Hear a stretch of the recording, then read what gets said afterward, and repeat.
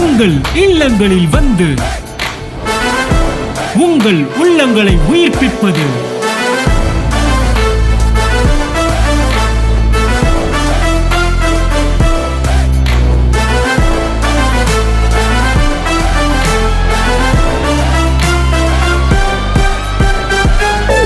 உங்கள் channel DJ. நான் ஒரு ப்ராஸ்பரிட்டி ப்ரீச்சர். ஆனால் உங்களுக்கு தெரிஞ்சாங்க நாளைய நாள் நல்ல நாளாக இருக்கும். ஆனால் இன்றைய நாளையும் நீங்கள் சந்தோஷமாய் அனுபவிக்க வேண்டும் என்பதற்காக நான் சொல்லுகிறேன். என் நேசர் என்னை போன்ற ஒரு குடும்பத்தில் பிறந்தார். அவ்வளோதான் என் மேட்ரு இன்னைக்கு.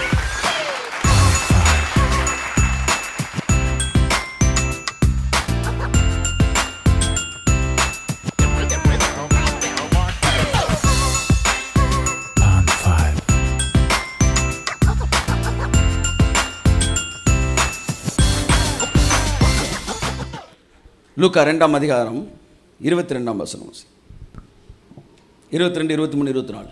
மோசேயின் நியாயப்பிரமாணத்தின்படியே அவர்களுடைய சுத்திகரிப்பின் நாட்கள் நிறைவேறின போது முதற் பேரான எந்த ஆண் பிள்ளையும் கர்த்தருக்கு பரிசுத்தமானது எனப்படும்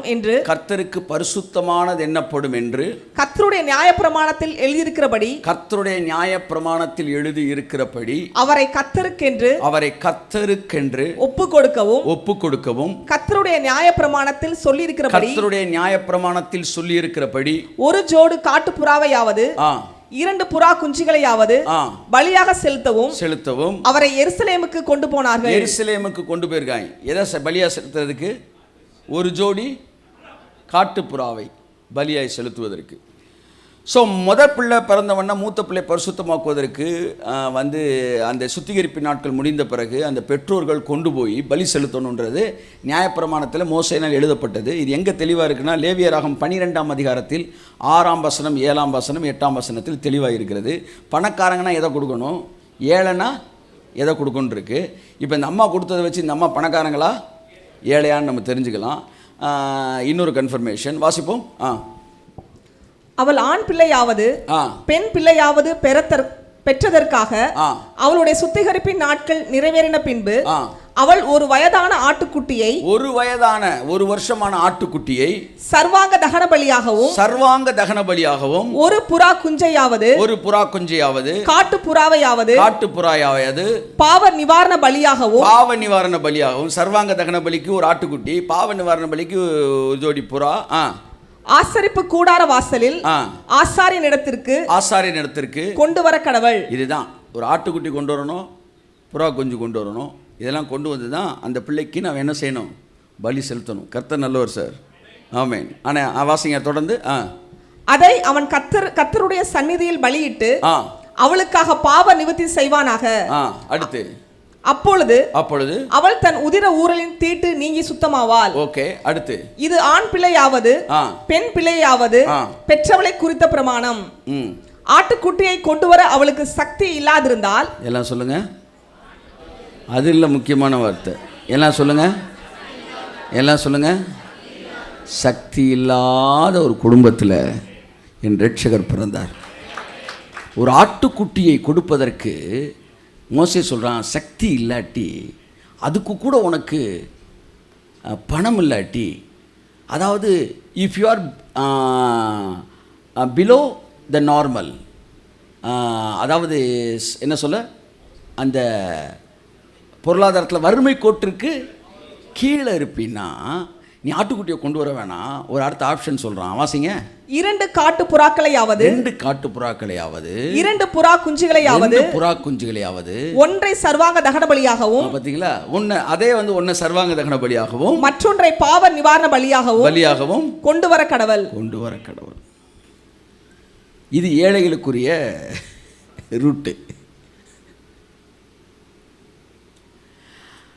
சக்தி இல்லாவிட்டால் இதை கொடுக்கட்டும்னாரு. மரியாள் ஒரு ஆட்டுக்குட்டியை கொடுப்பதற்கு சக்தி இல்லை. அந்த குடும்பத்தில் தான் இயேசு பிறந்தார். அதனால் ஒரு வறுமையான குடும்பத்தில் என்னெல்லாம் சிச்சுவேஷன் இருக்குன்னு அவருக்கு நல்லா தெரியும். அதை புரிஞ்சுக்காங்க. வேகமாக பசியில் சட்டியை திறக்கும் போது ஒன்றும் இல்லைன்னா என்னென்னு அவருக்கு தெரியும். நீங்கள் வறுமையிலே வாழ வேண்டும் என்று சொல்லி உங்களை கன்சல்ட் பண்ணுறத பேசலை. நான் ஒரு ப்ராஸ்பரிட்டி ப்ரீச்சர். ஆனால் உங்களுக்கு தெரிஞ்சாங்க, நாளைய நாள் நல்ல நாளாக இருக்கும், ஆனால் இன்றைய நாளையும் நீங்கள் சந்தோஷமை அனுபவிக்க வேண்டும் என்பதற்காக நான் சொல்லுகிறேன். என் நேசர் என்னை போன்ற ஒரு குடும்பத்தில் பிறந்தார். அவ்வளோதான் என் மேட்ரு. இன்னைக்கு என்ன சப்ஜெக்டு? என் நேசர் என்னை போல ஒரு குடும்பத்தில் பிறந்தார். அதாவது தேவன் நம்மை போல. இதை என்னால் விளக்க முடியலன்னு ஆவியானவங்களுக்கு விளக்குவார். ஒரு மிக சாதாரணமான குடும்பத்தில் பிறந்தார். ஆனால் அவர் மீது ஒரு வலுவான அபிஷேகம் இருந்தது. அந்த அபிஷேகம் அந்த குடும்பத்தின் சூழ்நிலைகளை எல்லாத்தையும் பிறந்ததுலேருந்து மாற்ற ஆரம்பிச்சிச்சு.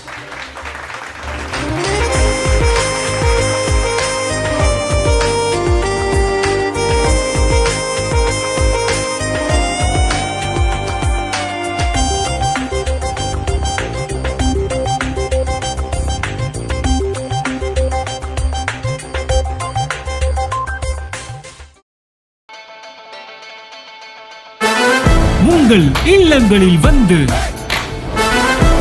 உங்கள் உள்ளங்களை உயிர்ப்பிப்பது